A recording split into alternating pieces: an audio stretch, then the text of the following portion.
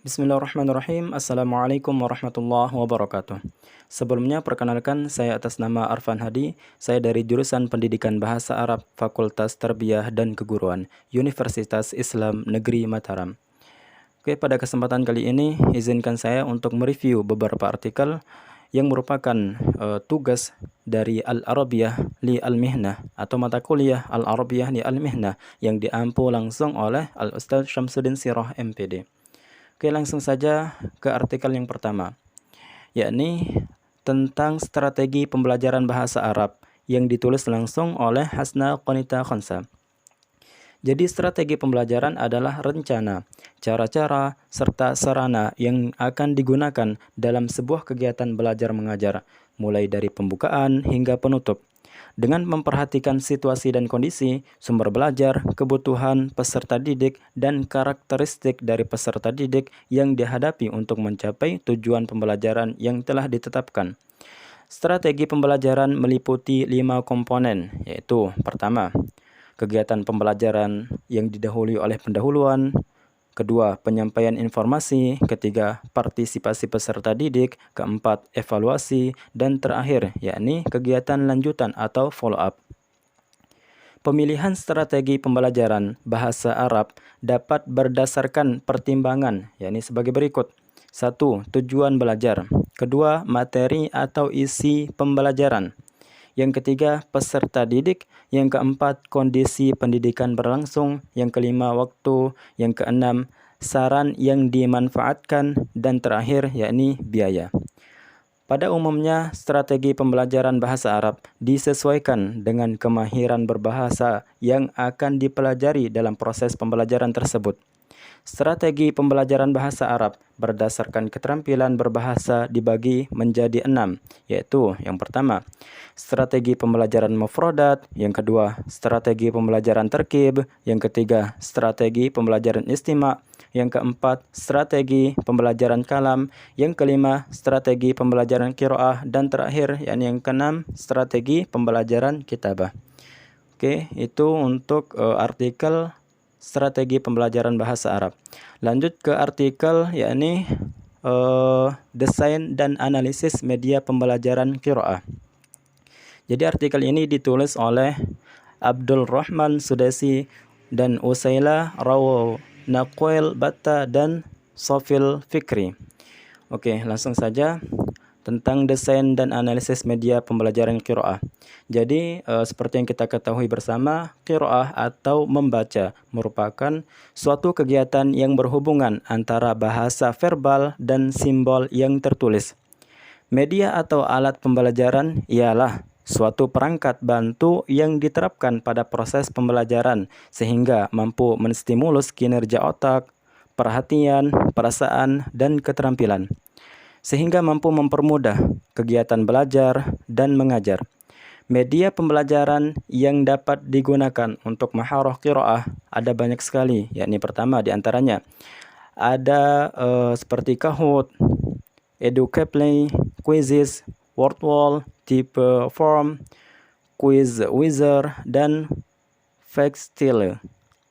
Dari beberapa platform dan aplikasi tersebut tentunya harus memahami cara untuk pengoperasiannya atau pengaplikasikannya.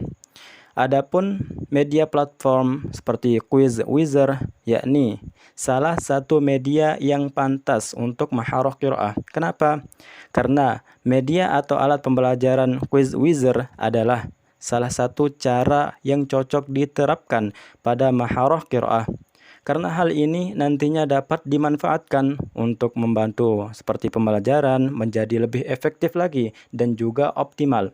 Selain itu, penggunaan Quizwizard akan membentuk peserta didik menjadi lebih rajin lagi pada proses pembelajarannya, karena perihal tersebut juga mampu membuat peserta didik untuk berpartisipasi secara langsung. Oke, lanjut ke artikel yang ketiga, yakni bahasa Arab modern dan kontemporer. Jadi artikel ini ditulis oleh Abdul Aziz. Kita mulai dari bahasa Arab.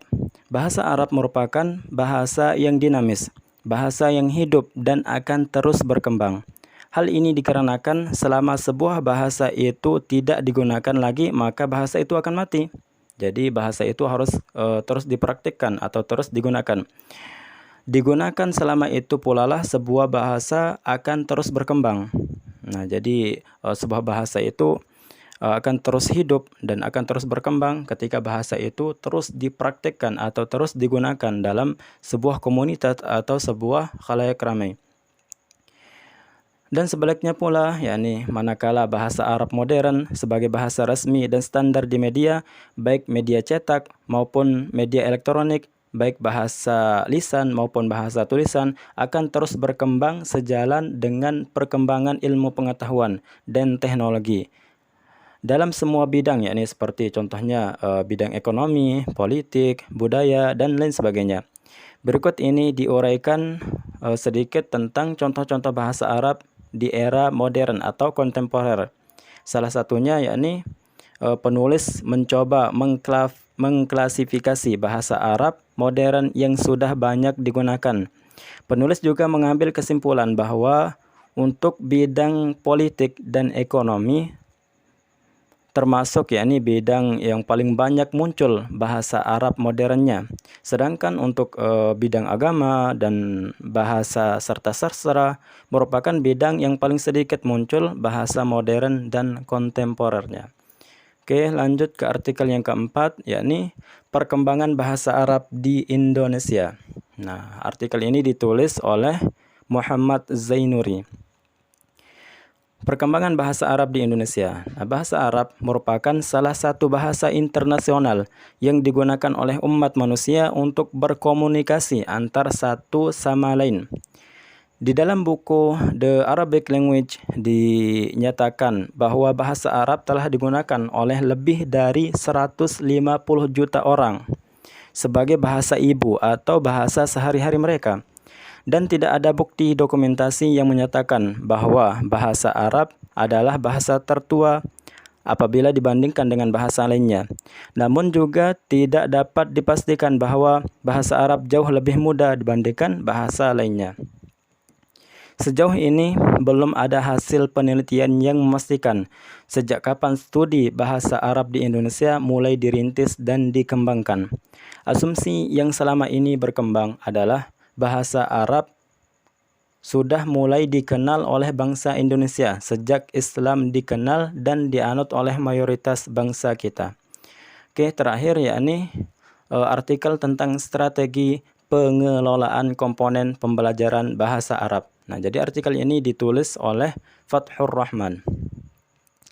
Strategi pengelolaan pembelajaran bahasa Arab mencakup beberapa komponen dalam pembelajaran, yaitu pertama, kurikulum, kedua tujuan, yang ketiga metode, keempat materi, kelima evaluasi, dan terakhir siswa.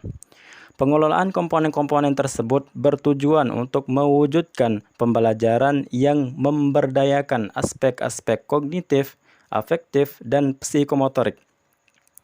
Pengelolaan pembelajaran bahasa Arab harus dipandang sebagai usaha mengelola semua komponen pembelajaran untuk mencapai tujuan pembelajaran bahasa Arab, yaitu membekali para pembelajar untuk menguasai 4 keterampilan. Nah, seperti yang kita ketahui, 4 keterampilan tersebut adalah seperti menyimak, berbicara, membaca, dan menulis dalam bahasa Arab. Pengelolaan atau manajemen pembelajaran diyakini dapat menyelesaikan masalah pembelajaran bahasa Arab, baik yang berkaitan dengan kemampuan guru dalam melaksanakan tugasnya secara profesional maupun yang berkaitan dengan keragaman individu siswa dalam belajar. Oke, terakhir yakni gagasan. Nah, untuk perkembangan bahasa Arab di era digital atau modern telah mengalami beberapa atau berbagai perubahan yang signifikan. Berikut beberapa gagasan yang relevan untuk dieksplorasi dalam konteks ini, yakni pertama, penggunaan aplikasi pembelajaran. Aplikasi pembelajaran telah membawa revolusi dalam pembelajaran bahasa Arab.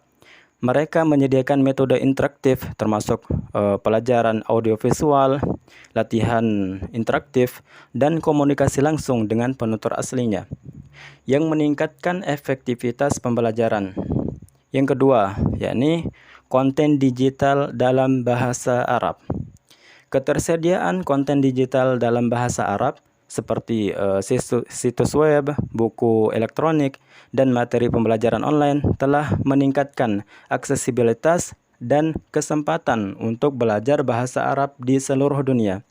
Dan terakhir yakni pengembangan bahasa khusus. Pengembangan bahasa khusus di era digital, bahasa Arab telah mengalami perkembangan dalam terminologi khusus, terutama dalam bidang teknologi, sains, dan bisnis. Ini mencerminkan pentingnya bahasa Arab dalam konteks global yang semakin terhubung. Oke, cuman itu yang dapat saya sampaikan. Kurang dan lebihnya saya mohon maaf. Aqulu syukran ala husni ihtimamikum wa aqul afwan ala al-khati'at. Assalamualaikum warahmatullahi wabarakatuh.